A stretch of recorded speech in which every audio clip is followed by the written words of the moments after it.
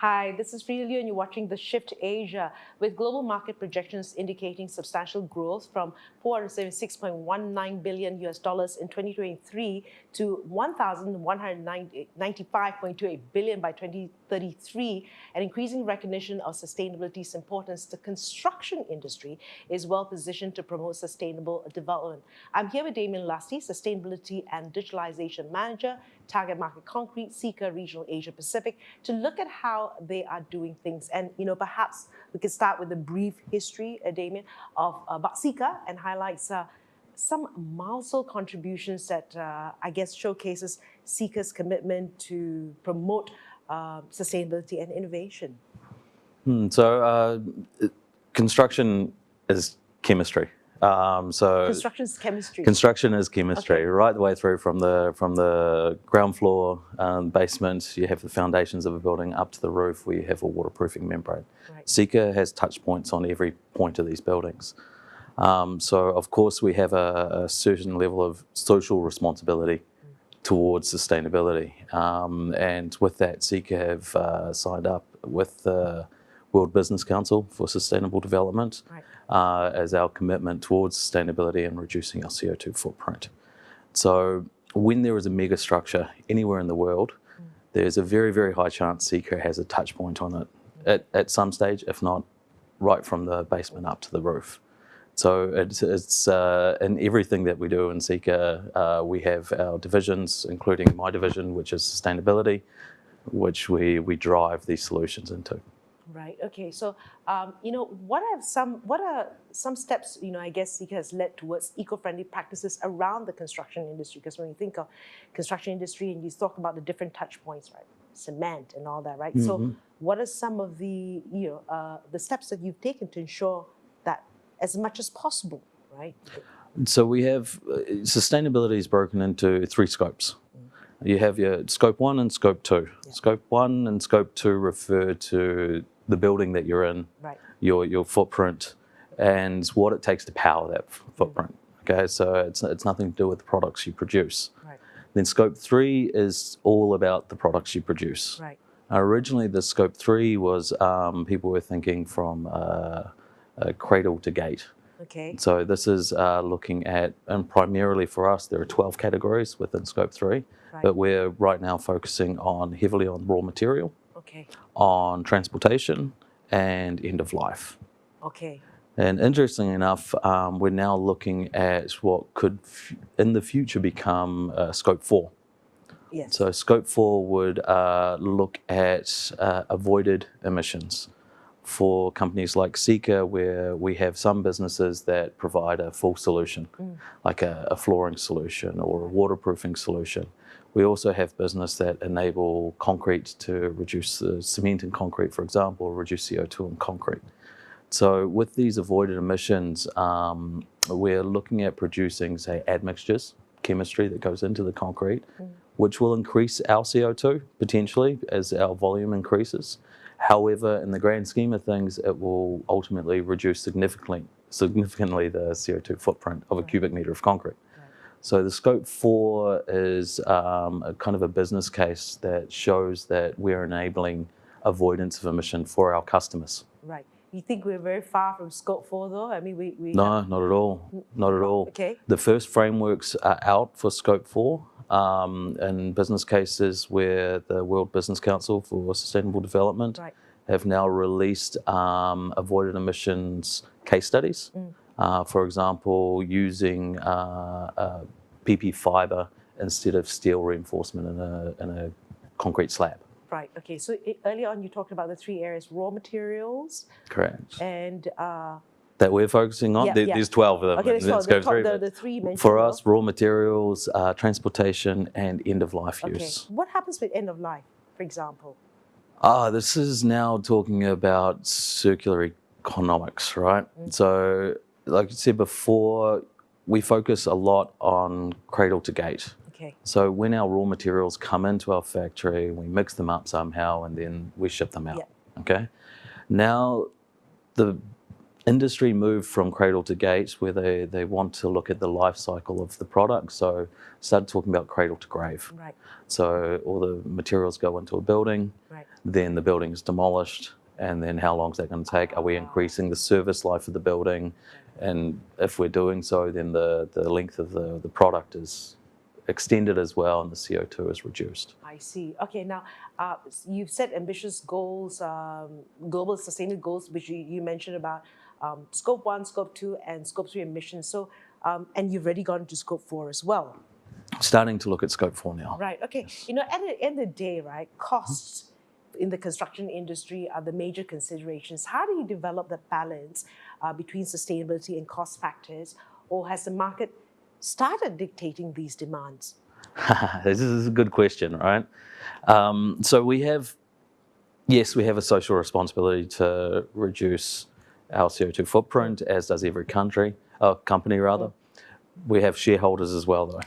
And we have to have some sustainable growth, which is part of sustainability. So there's a very close balance that we need to do in order to achieve both. Given we have commitments through our pledge of sustainability to hit a net zero by 2050, I think our Scope 1, Scope 2 targets, we have to do a 30% reduction by, or 50% reduction maybe by 2030. So we need to make this happen, regardless of the top line and bottom line. That said, it leads to innovation. So with innovation, you can bring out new materials that give you higher performance using lower embodied carbon products. And that's the direction Sika is heading. So when I know you take care of Asia Pacific, right? Yes. Do you see, obvious disparities when it comes to expectations across the region? You do, yes, you do. There's two levers driving sustainability. One is the government, and then in Malaysia in particular, we have the Malaysian government is now heavily focused on sustainability. And the secondary is the Fortune 500 companies, the big multinational companies, like your Amazons and your Googles, that come in and they have very clear specifications around sustainability before they build their mega structures. So we must focus on achieving their sustainability characteristics and their specifications, because they're looking at their Scope 1 and 2 when they're building these buildings, and they have the same commitments that Sika have on a global level to hit these targets. Scope 1, Scope 2, and Scope 3 as well, because right? For them, Scope 3 is very different. It's like a bank. Scope 3 is who are they lending money to, right? If they're lending to a non-sustainable company, then the interest rates must go up. Right. Okay. And I guess how do you guys measure and track the effectiveness of your sustainability efforts? We have many levers. So we have SPM, we call it, the Sustainable Product Management. So when we develop a new product for sustainability, we measure the CO2 as we're developing it, so that we can reduce our CO2 footprint within our product catalogue. We also work with our customers. We have digital tools that help calculate the life cycle analysis of, say, a cubic metre of concrete. Then we work with the government departments. We work with also universities to develop new technologies at a university level and develop the people's understanding as they're coming out as graduates. And we also look at investing heavily into new startup companies. We're always looking for startup businesses that are extremely sustainable or have good sustainable solutions. That supports the construction industry. Absolutely, within our scope. Right, interesting. Okay, I know I talked about Asia Pacific as well, right? And they are, like we were saying, that they move at a different pace, right? How are you going about trying to align what they need across, just even, I guess, within Southeast Asia, which is so different? Yeah, so, I mean, some countries, to be honest, they're not concerned about it right now. But then there are other countries that are heavily invested in sustainability right now because they're further along their sustainability journey, pathway. Like New Zealand, Australia are by far more advanced in Asia Pacific. but then you have countries like Japan that are radically changing what they're doing right now as well. Right. China especially. Thailand is very far advanced. Okay. So we really have to change our approach depending on the country we're going into. Right. Are we going in as a company that's wanting to educate, right, to help people's understandings and give them the roadmap? Or are we going in there as a supporting company to right, create EPDs and do optimizations of developments and things like that? Right. So you come in wearing different hats depending on where they are. Exactly. On this journey as well, right? And I guess as Malaysia intensifies its focus on green building initiatives, how are Sika aligning with these governmental goals to promote sustainable practices? Do you work closely, I guess, with the government of the day? Yeah, no, absolutely, absolutely. I mean, just a week and a half ago, we did presentations in conjunction with YTL, the largest right, cement manufacturer in Malaysia, for the Institute of Engineers Malaysia, just to go through the kind of specifications that are out there, introduce new ecosystem products, right, as well as showcase how you can optimize mix designs. So we have to align everything with what we're doing with what's required of the government, but honestly, we'd like to stay ahead of right, the government requirements, because at some stage it's going to turn, and right, then we're going to have to catch up. Right. And what would be seen as advantage would be standards in the future. Of right? course, of course. And I guess, like, looking to the future, what is, I guess, Sika's long-term vision for sustainability in Malaysia's construction industry, and how do you see your role evolving to support both environmental and industry challenges? The core of everything is the education. We have to have the right people, and we have to showcase what we know to the industry. Sika being multinational, we have a depth of knowledge throughout the company.